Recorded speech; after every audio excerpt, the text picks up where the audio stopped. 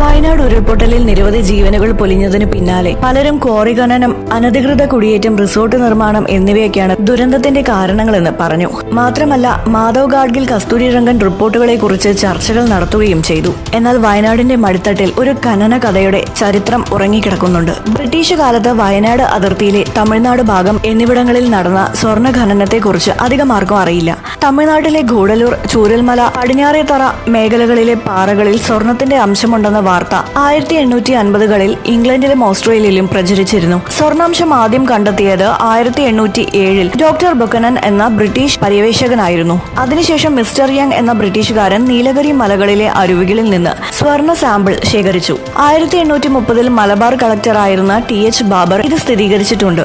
ഇതോടെ നിലമ്പൂർ രാജാവ് ഒരു ഉത്തരവ് പുറപ്പെടുവിച്ചു. രാജ്യാതിർത്തിയിൽ നിന്ന് ലഭിക്കുന്ന സ്വർണത്തിന്റെ 10% റോയൽറ്റി രാജാവിന് നൽകണം. ഇതിനുശേഷം കുറച്ചുകാലം സ്വർണ്ണ ഖനനമൊന്നും അവിടെ നടന്നില്ല. 1865 ഓസ്ട്രേലിയൻ സ്വർണ്ണ പരിവേഷകരായ സ്നേനും വിതേഴ്സും ചേർന്ന് ആൽഫ ഗോൾഡ് കമ്പനി രൂപീകരിച്ച് പന്തലൂരിൽ സ്വർണ്ണ ഖനനം നടത്തിയിരുന്നു. ഉപരിതല പാറകളിൽ നിന്ന് സ്വർണം വേർതിരിച്ചെടുക്കാൻ കഴിഞ്ഞതിനാൽ കുറച്ചു കൊല്ലങ്ങൾ കമ്പനി മുന്നോട്ടു പോയി. 1878 ആയപ്പോഴേക്കും Wayanad prospecting, Prince of Wales എന്നീ പുതിയ 2 കമ്പനികൾ കൂടിയെത്തി. എന്നാൽ ഇവർക്ക് സ്വർണം കണ്ടെത്താനായില്ല. 1879 ഓസ്ട്രേലിയക്കാരനായ തരോ സ്മിത്ത് എന്ന ഖനന വിദഗ്ധൻ വയനാട്ടിലെത്തി. പടിഞ്ഞാറേതറയിലെ 2000 ഏക്കറിൽ പര്യവേഷണം ആരംഭിച്ചു. ആഫ്രിക്കയിലെ ഖനികളിൽ നിന്ന് കുഴിച്ചെടുത്ത സ്വർണം വയനാട്ടിലേതാണെന്ന പേരിൽ ഇംഗ്ലണ്ടിലേക്ക് അയച്ചു കൊടുത്തു. അതോടെ ഇംഗ്ലണ്ടിലുള്ളവർക്ക് ഇരിക്കപ്പുറത്ത് ഇല്ലാതായി. അവിടെ നിന്ന് 41 കമ്പനികൾ വയനാട്ടിലെത്തി. ഇന്ത്യയിൽ നിന്ന് 6 കമ്പനികളും. ഇവയെല്ലാം സ്റ്റോക്ക് എക്സ്ചേഞ്ചിൽ രജിസ്റ്റർ ചെയ്തു. 6 ദശലക്ഷം പൗണ്ടായിരുന്നു ഈ കമ്പനികളുടെ മൂലധനം. വിദേശത്ത് നിന്ന് ഖനന വിദഗ്ധരെയും കമ്പനികൾ കൊണ്ടുവന്നു. അതോടെ കമ്പനികളുടെ ഓഹരി മൂല്യം കുത്തനെ കൂടി. ഓസ്ട്രേലിയയിൽ നിന്ന് ഖനന യന്ത്രങ്ങളും റെയിലുകളും കൊണ്ടുവന്നിരുന്നു. ആയിരക്കണക്കിന് ഏക്കർ നിബിഡ വനങ്ങളും കാപ്പിത്തോട്ടങ്ങളും മൈനിങ് കമ്പനികൾ വാങ്ങിക്കൂട്ടി.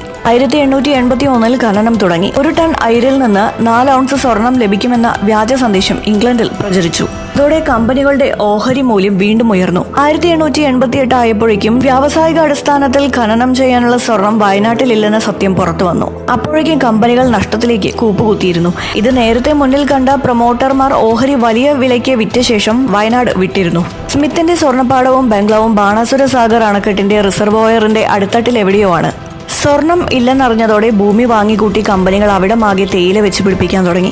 ഖനനത്തിനായി മലബാറിൽ നിന്നും തമിഴ്നാട്, കർണാടക മേഖലകളിൽ നിന്നും കൊണ്ടുവന്ന തൊഴിലാളികളെ തേയിലത്തോട്ടങ്ങളിലെ പണിക്ക് നിർത്തി. അവരുടെ പിന്മുറക്കാരാണ് ഇന്നും വയനാട്ടിലുള്ളത്. ആയിരക്കണക്കിന് ഏക്കർ നിബിഡ വനങ്ങൾ വെട്ടിമാറ്റിയാണ് ഖനികളും മറ്റ് സ്ഥാപനങ്ങളും സൃഷ്ടിച്ചത്. 100 കൊല്ലത്തിലധികമായി ഈ കുഴികളിൽ മഴക്കാലത്ത് വെള്ളമിറങ്ങുന്നു. 1984 മുണ്ടക്കൈയിൽ ആദ്യം ഉരുൾപൊട്ടലുണ്ടായത്. അന്ന് 200 മില്ലിമീറ്ററിലധികം മഴയാണ് ഒരു ദിവസം പെയ്തത്. ഇക്കൊല്ലവും അങ്ങനെ തന്നെയായിരുന്നു. കാലാകാലങ്ങളിൽ പലതരത്തിൽ പ്രകൃതിയിൽ ചെയ്ത ചൂഷണത്തിന്റെ ഫലമാണ് വയനാട് ജനത ഇന്ന് അനുഭവിക്കുന്നത്.